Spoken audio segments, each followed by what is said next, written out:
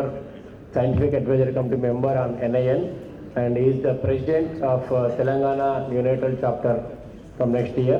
This year is the president-elect. And I request Dr. Vasudeva to deliver the oration, and your attention to Dr. Vasudeva. Organizers for giving this opportunity to deliver the prestigious Dr. A.K. Dikshit oration.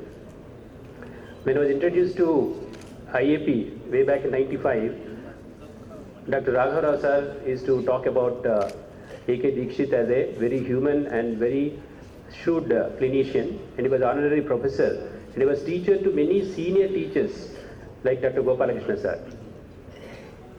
So I heard a lot of stalwarts giving this oration before me, and they have a very big shoes, and with a small feet I'm trying to walk in that. Please bear with me. I can't run like Dr. Parthasarathi. And my today's topic which I choose is close to my heart: preventive pediatrics, most cost effective and less practiced.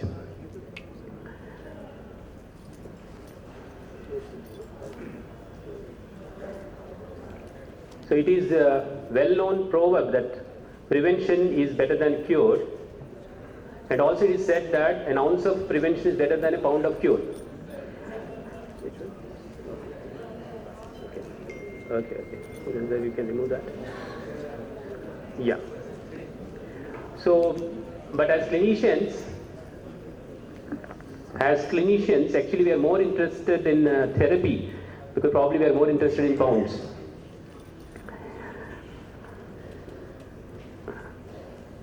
So preventive pediatrics is defined as a prevention of disease and promotion of physical, mental, social well-being in children with the aim to attaining positive health. That's a very broad definition.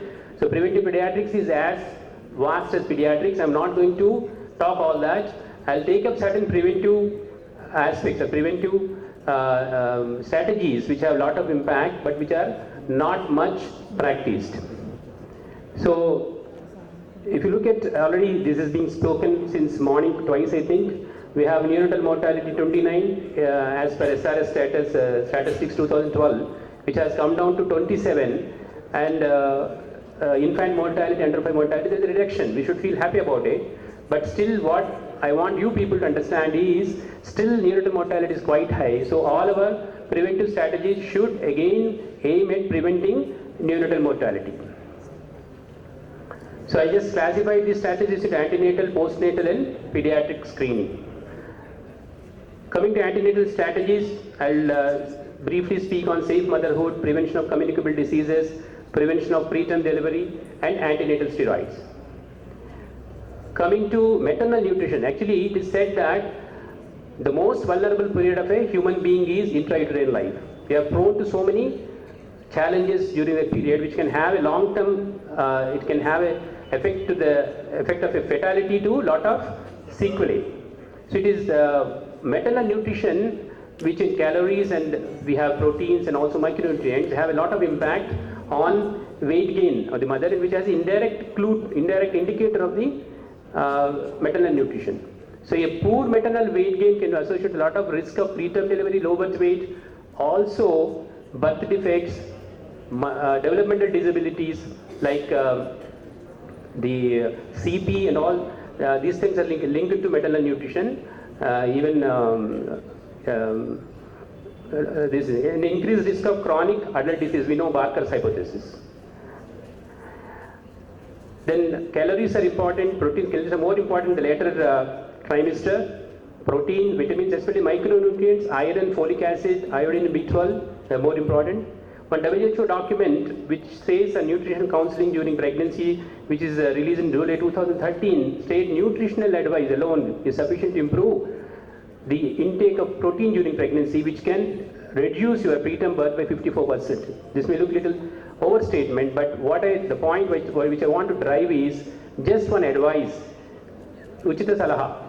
Probably you take consultation and give this, it can have a lot of impact. But we have no time in clinics to give these sort of advices because we are more interested in prescribing medicines. Then let us look at the iron status. Iron status, all of us know that more than 50% of our mothers are anemic even today. And iron deficiency is not only low birth weight and also premature delivery. I need not quote any studies. It is a well-known fact. Iron is an important micronutrient during pregnancy. And what is the statistics?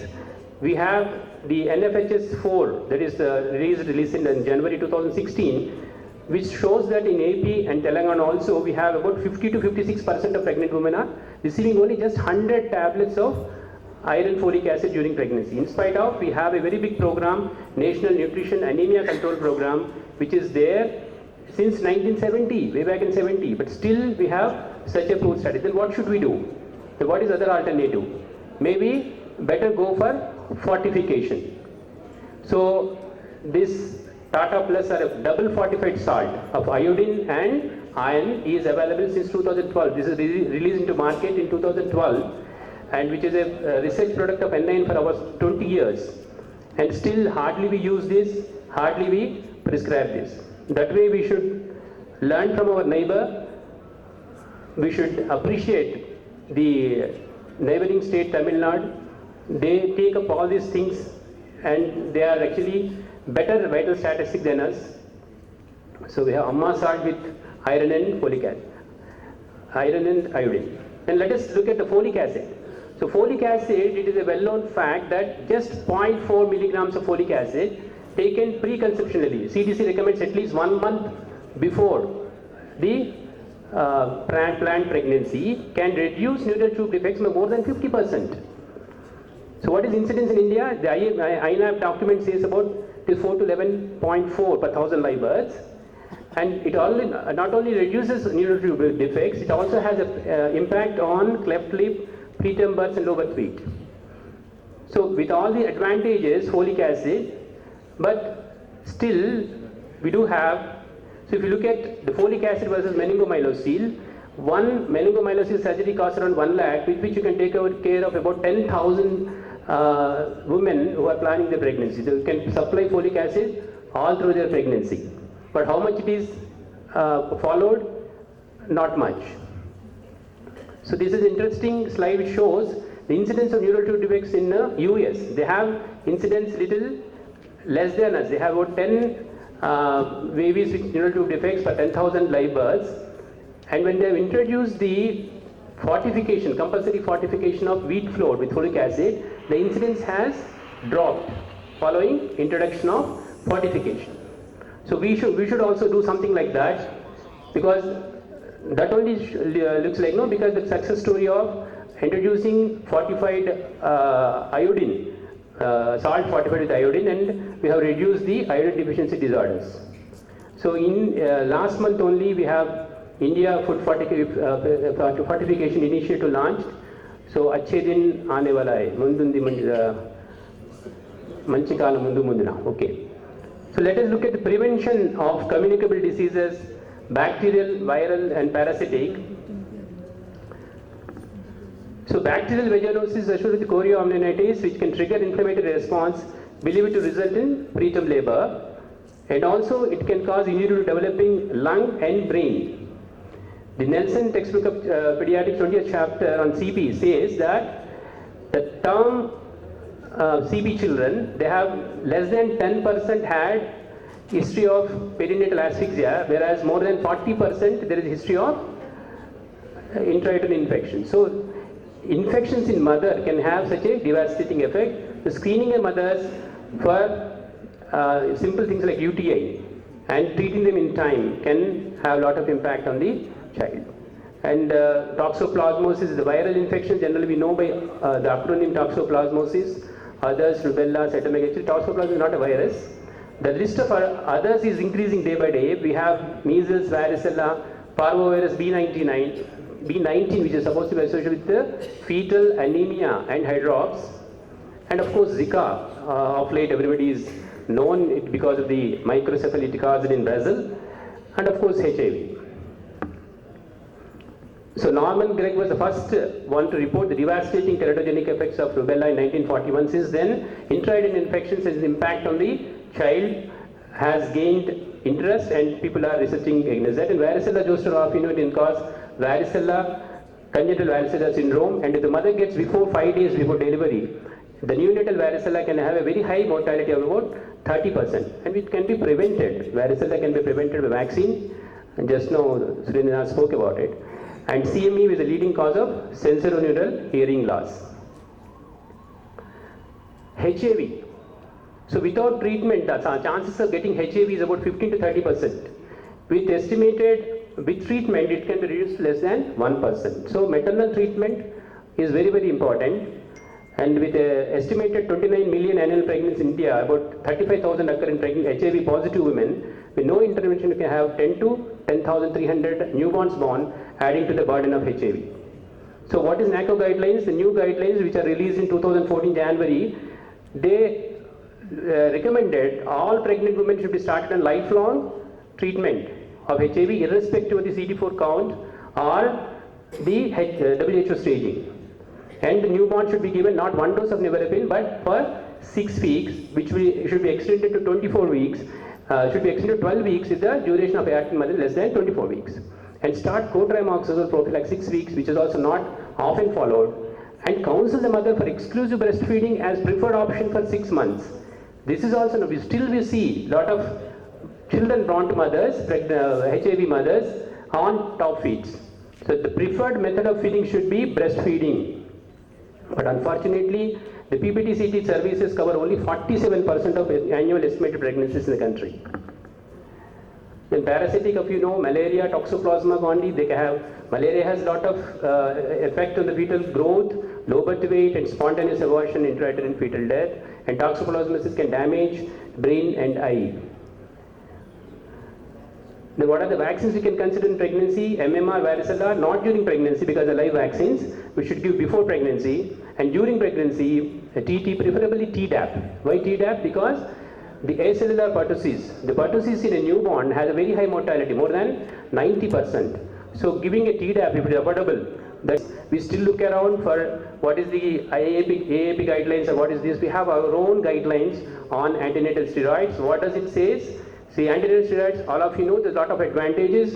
It can reduce respiratory distress syndrome by 34%, 46% reduction in ventricular hemorrhage, 54% reduction in necrotizing enterocolitis, and overall 31% reduction in the mortality. Such a beautiful intervention. And also you have indirect effect on PDA and systemic infections and decrease the need of respiratory support, so hospital admissions are reduced. So many things are there with antenatal. What is happening? What government of India is recommending? Recommending one course of dexamethasone. Still we are so many obstetric people, they say betamethasone. So what does government of India recommend? Dexamethasone as a single course to be given to all deliveries that are happening between 24 to 34 weeks at all healthcare facilities. Why betamethasone is not recommended? Because we don't have the Western betamethasone, which is a combination of acetate and phosphate, which can be given once in 24 hours. If you want to give our betamethasone, you have to give like dexamethasone. And it is stable, dexamethasone is better stable, and it is less costly. This is one of the world WHO emergency drugs. So give dexamethasone. What is the dose? It is 6 milligrams, 4 doses, gap of 12 hours. And it is very safe. It can be given even in mothers with diabetes or hypertension.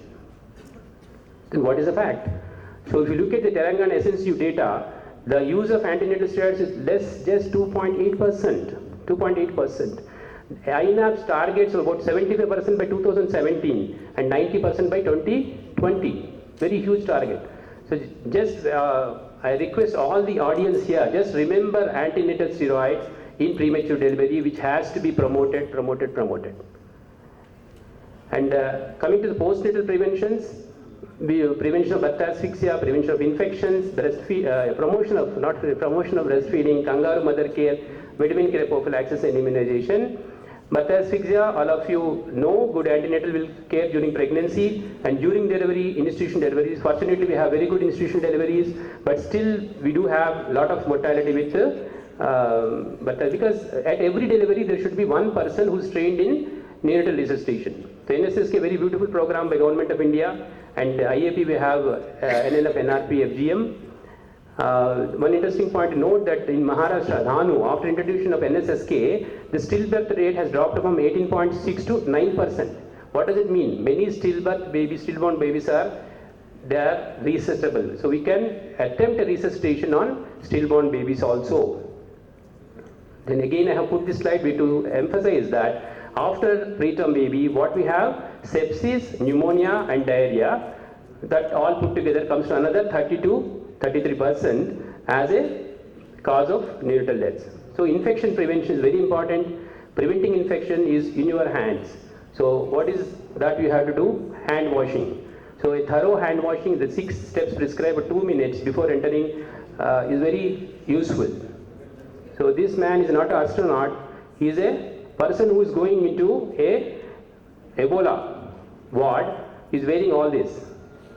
And look at this, this is what this sort of gear was supplied to us when we are when we are dealing with H1N1, so we are supposed to wear all this and going. So this is sisters who are ready to go into NICU to take care of the babies.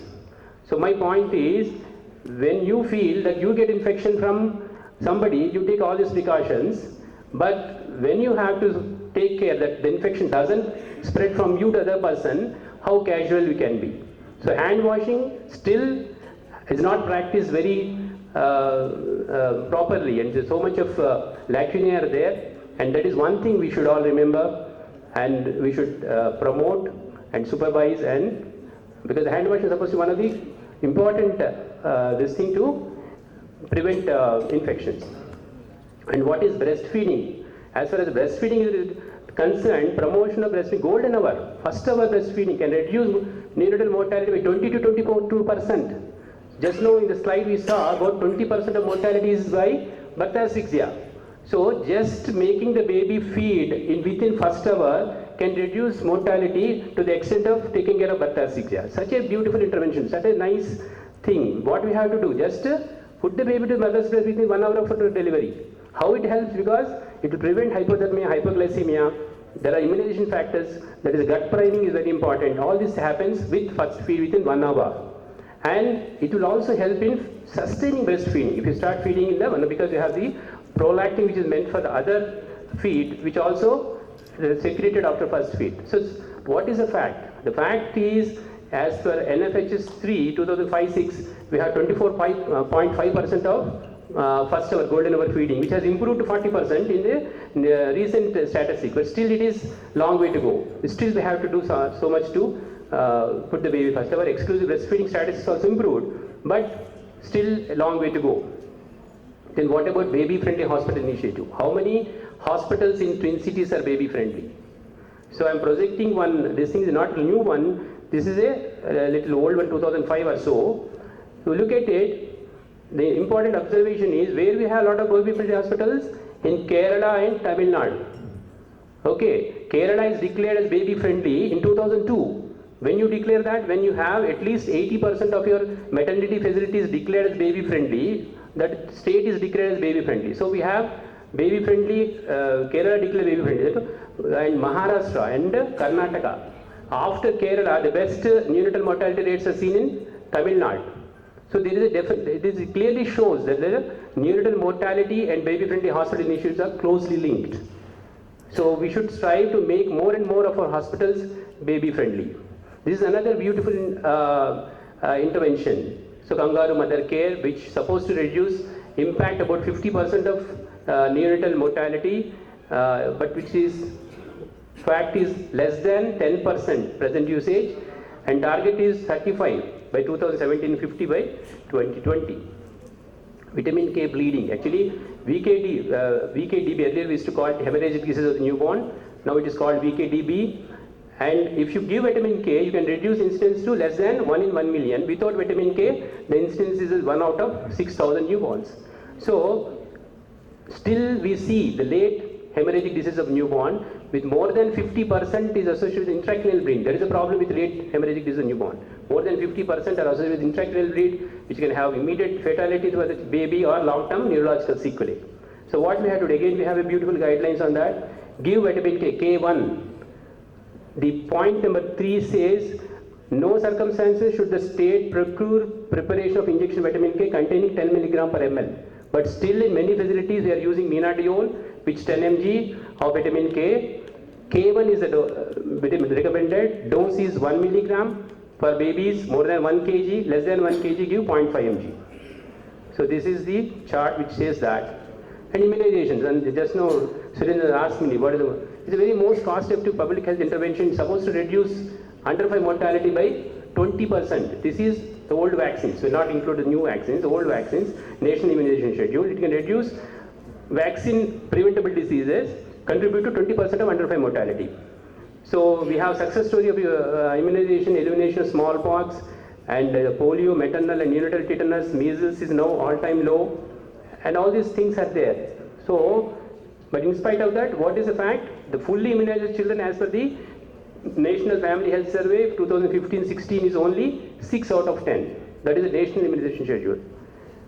Okay, and this is the chart which shows the under 5 mortality, and in this you can make out pneumonia and diarrhea still killers, major killers, and we have last year 2015 almost 3 lakh children died of pneumonia and diarrhea in India. And WHO, UNICEF Integrated Global Action Plan for Pneumonia and Diarrhea, they aim at ending preventable child deaths from pneumonia and diarrhea by 2025. So what progress we made in India?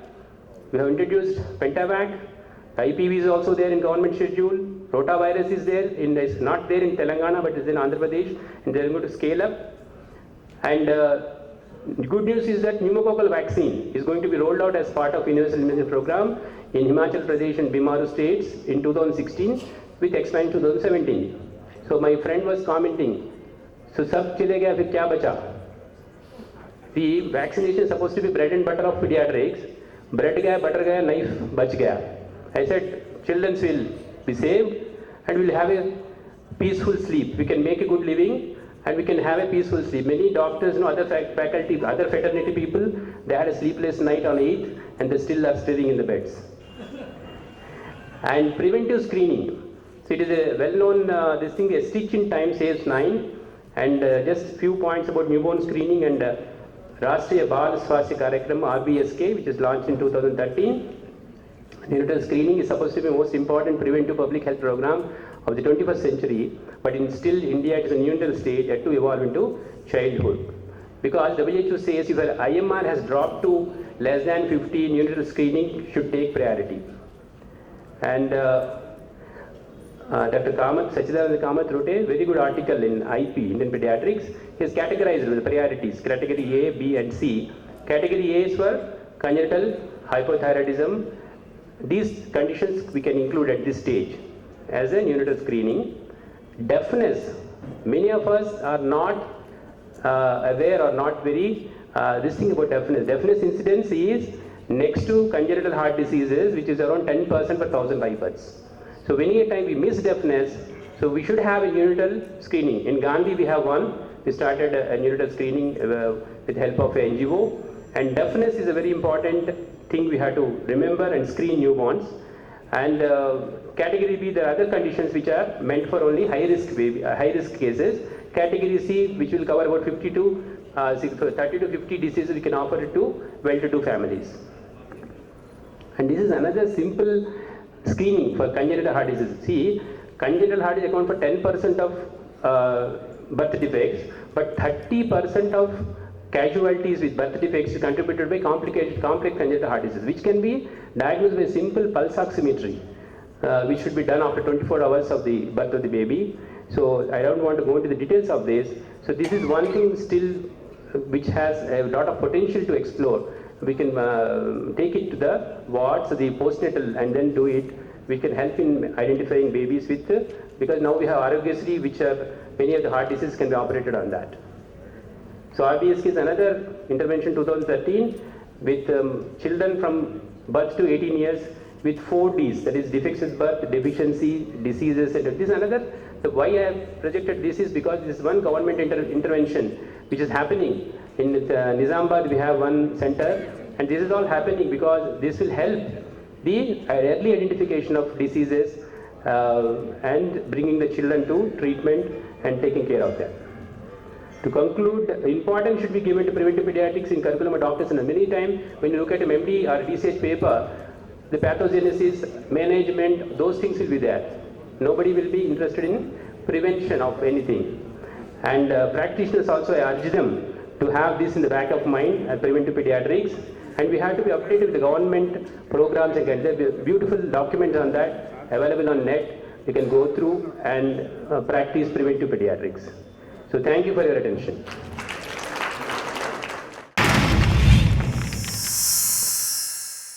Like and subscribe Eagle Media Works.